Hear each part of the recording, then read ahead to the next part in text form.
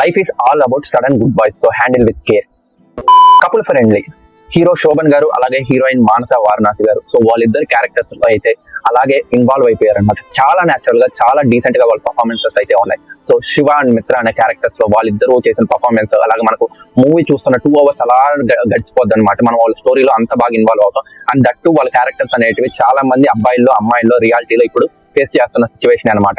So ఇలాంటి characters మధ్య ఉన్న స్టోరీ ఈ లవ్ స్టోరీ అని చెప్పుకోవచ్చు, couple friendly. So love story fans, మీరు చాలా డెప్త్ గా మీకు లవ్ స్టోరీ ఫ్యాన్స్ ఇలాగా బాగా ఇన్వాల్వ్ అవుతారు ఎమోషన్స్ లో, ఫీలింగ్స్ అనుకుంటే కపుల్ ఫ్రెండ్లీ మీరు చాలా లైట్ హార్టెడ్. అలాగే మీరు ఎటువంటి అంటే కొంతమంది మేము లవ్ స్టోరీస్ పెద్దగా చూసాం, ఎమోషన్స్ కావు అనుకున్న వాళ్ళు కూడా ఈ మూవీ చూసి ఏదో ఒక సిచ్యువేషన్ లో ఈజీగా కనెక్ట్ అయిపోయే మూవీ అనమాట ఇది. సో దీంట్లో పీక్ మూమెంట్స్ ఏంటంటే మ్యూజిక్ అండ్ అలాగే సినిమాటోగ్రఫీ అండ్ అలాగే స్టోరీ రైటింగ్. ఈ స్టోరీ రైటింగ్ అనేది చాలా నేచురల్ గా ఉంది కాబట్టి అందరికి కనెక్ట్ అవుతుంది. అలాగే దాంట్లో మ్యూజిక్ అండ్ సినిమాటోగ్రఫీ యాడ్ అయ్యడం వల్ల సో ప్రతి సీన్ ని మనం చాలా వరకు మనమే ఫీల్ అవుతాం, మనమే ఉన్నట్లుగా ఫీల్ అవుతాం అనమాట.